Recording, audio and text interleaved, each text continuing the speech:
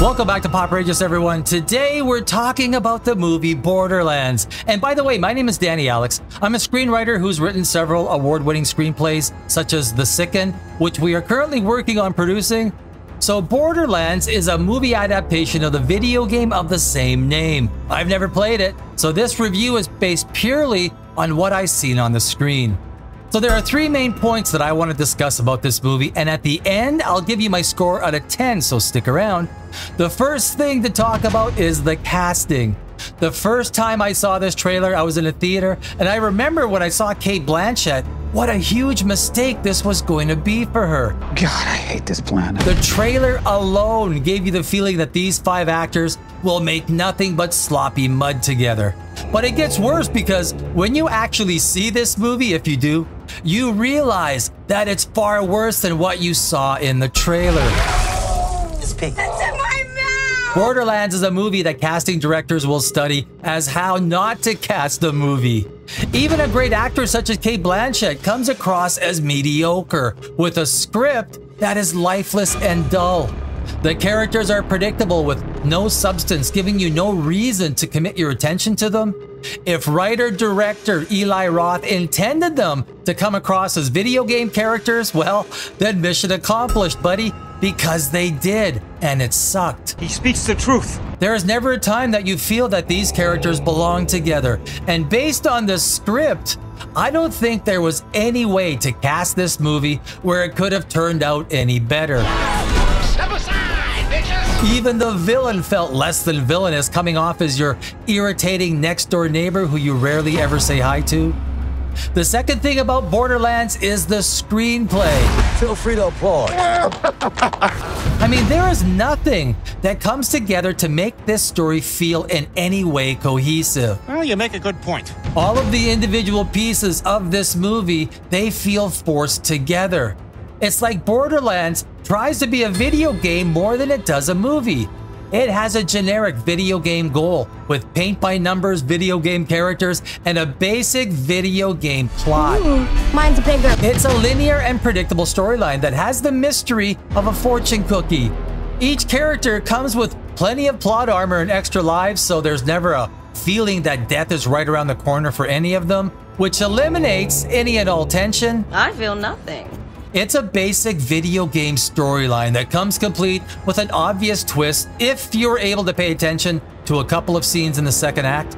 The script makes it easy not to care about the characters and even makes you dislike them at times. Minimal explosions! I said no explosions! It felt like Eli Roth was trying to make Tiny Tina come off as a completely unlikable, inferior version of Harlequin. Time to make it rain with your body parts. He succeeded in making her irritating more than anything else.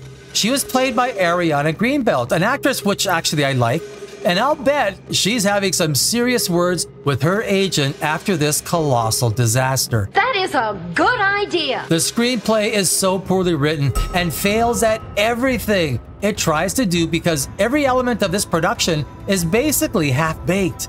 It tries to emulate the Guardians of the Galaxy vibe, but never comes even close. The characters are bland with lifeless on-the-nose dialogue and a story that has the excitement of watching your pet goldfish for an afternoon. This movie has no wow factor, and there's nothing that makes you sit up and take notice. Getting kind of bored. And it boggles my mind why someone thought it was a good idea to throw over $100 million at this script. That's a lot of money that's going down the drain. The third thing is a combination of directing and CGI. Borderlands looked like it was filmed on a soundstage. Director Eli Roth tried to make a number of scenes look large and grandiose, but they came across looking exactly as what they were, manufactured sets.